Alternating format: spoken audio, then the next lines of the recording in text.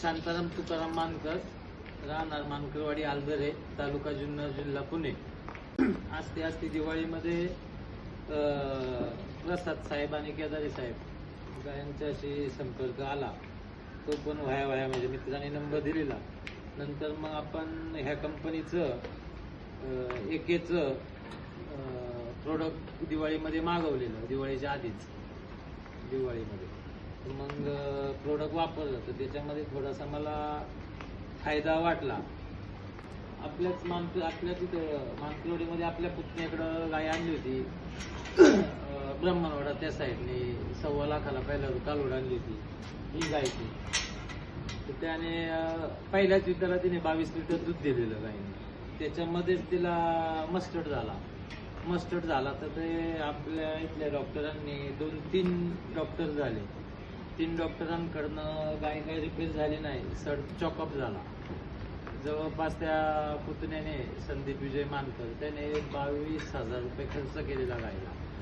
नंतर मग सेकंड टाइमला गाई भरल्यानंतर त्याने विकायला काढली. तर मग काय म्हणावं असे काय त्याला पैसे आले नाही. त्याने गाई घरीच ठेवली. 5 महिन्याची गाभण होती त्यावेळेस. 10 लिटर दूध होतं 3 सडाला. तर मी पण त्यावेळेस मागितली, तर तेव्हा बोललो नाही एवढं दूध घरीच काढू. नंतर मग गाई तिसऱ्यांदा त्यांनी गाई विकायला काढली. तर जवळपास लोकांनी त्याच्याकडे 25,000ला मागायचं, त्याची अपेक्षा होती 35,000. नंतर मग प्रसाद साहेबांशी मी संपर्क केला, अशी गाय आहे, ती गाय घेऊ का, विकायला आहे गाई. 35-40 पर्यंत गाई, 25-30-35 पर्यंत मागतात, पण मालक 35च्या कमी काही देत नाही. तर प्रसाद साहेबांच्या सांगण्यानुसार मी त्या गायचा डायरेक्ट 41,000 रुपयाला व्यवहार केला. त्यांनी सांगितलं तुम्ही ती गाय घ्या बिंदास, आपण गाय कव्हर करू. मी त्यांना बोललो इकडे 22,000 रुपये खर्च करून गाय कव्हर नाही झाली.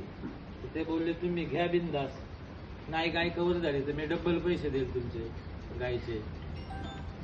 एवढी त्यांनी गॅरंटी दिल्यामुळे मग मला पण थोडासा कॉन्फिडन्स वाढला. आणि आधी प्रोडक्ट आपण चालू केलेलं, त्याच्यामुळे गायचा आपण खरंच व्यवहार केला. आणि व्यवहार करायलाच मग त्यांनी आधी आपल्याला एक प्रोडक्ट पाठवलेलं. ते बोलले ती गाय घेताय तर मग हे तिला चालू करा आणलं.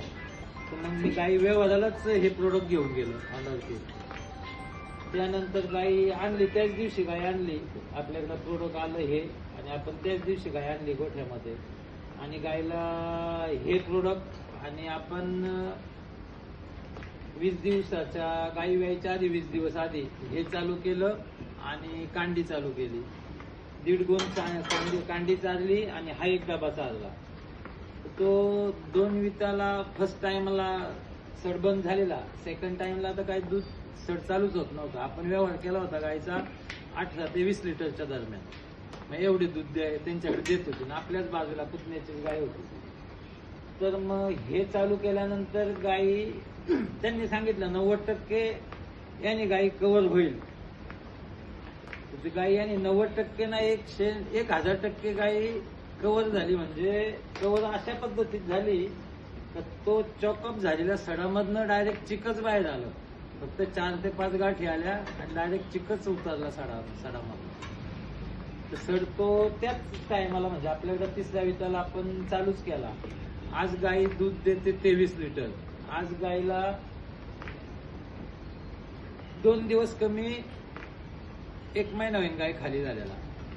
त्यांच्याकडे गायचं दूध होतं 18 ते 20 लिटर. आपण गाय आज काढतोय 23 लिटर दोन्ही टायमाला. गायचं 21 लिटर दूध होतं. त्यानंतर 2 दिवसांनी गायचं आज दूध मोजलं तर गाय 23 लिटर दूध झालं.